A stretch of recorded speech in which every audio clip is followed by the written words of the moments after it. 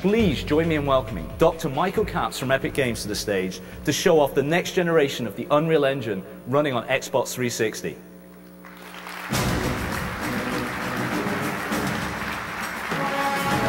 Michael, great to have you. Thanks, Chris. And I'm going to leave the audience in your capable hands. I'll do what I can. I appreciate it, sir.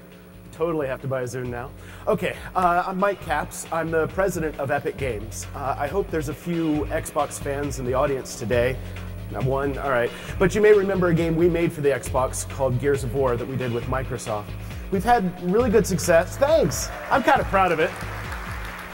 So we've had really good success with Gears and also Unreal Tournament. But as Chris mentioned, that's not all we do. We make the Unreal Engine, which has won the Game Developer Magazine's Frontline Award the last 3 years running. So it's been about 1.5 years since we made Gears of War and launched it, holiday '06. A lot of people still consider Gears to be sort of the high watermark for technology and video game graphics. But we've been pretty busy since that 18 months ago when we launched the game. We've added a lot of awesome new features to the Unreal Engine, and we've really optimized it for the Xbox 360.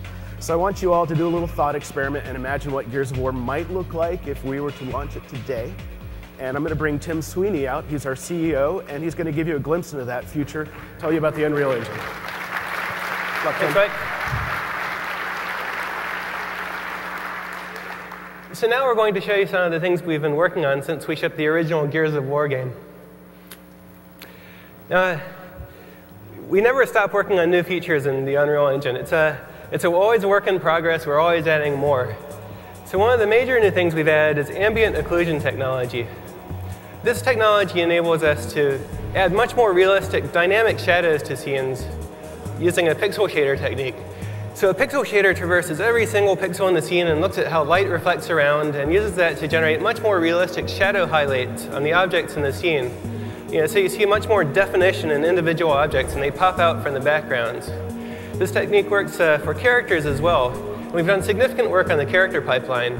On the left here, you see Marcus Phoenix as he appears in Gears of War. And on the right, he's being rendered in our new character pipeline. You see there's much greater contrast in the shadows, much greater specular lighting bouncing off of the thing. You see a lot more detail in the character overall. This is also a lot more efficient and enables us to render a lot more characters in scenes. If you remember in Gears of War, you fought the Locust Horde, where the horde consisted of maybe like 5 or 6 locusts. But now we can really build scenes containing hordes of creatures. And here we have over 100 creatures running around in real time using flocking technology.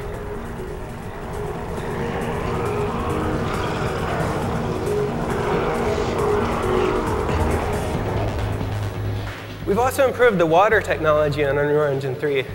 Besides the realistic water physics simulation running underneath, we also have realistic specular and environment reflections bouncing off of the water. So it captures much more of the realistic liquidy feel you see there. We also have more dynamic interaction with the water, so more realistic sound effects, more realistic splashes using particle systems.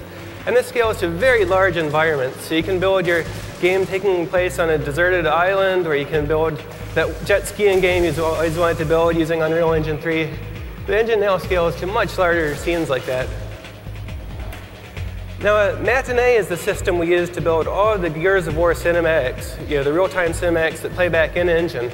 We've substantially improved this to give artists movie director class control over all of the objects in the scene, over cameras, over cuts. And we have a real-time preview now in engine that gives you all the visual effects of the real cinematic at a level that's not even seen in Hollywood now in their preview tools.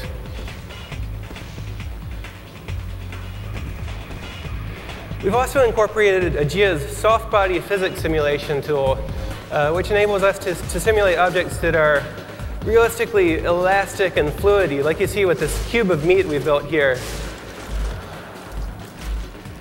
You can see the player can interact with that, push little pieces of it around, and it's all very elastic and buoyant.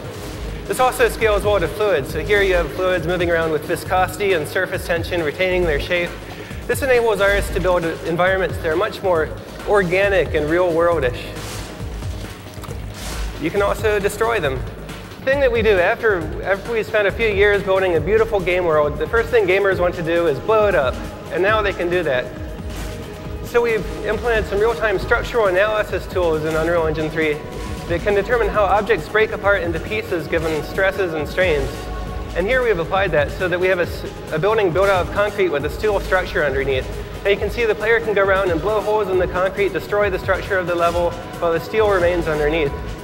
This is just one of the tools that enables designers to create far more realistic and destructible environments in future games.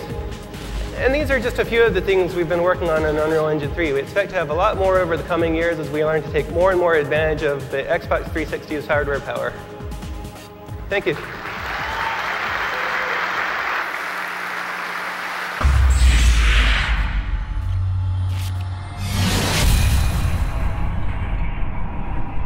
Sweet.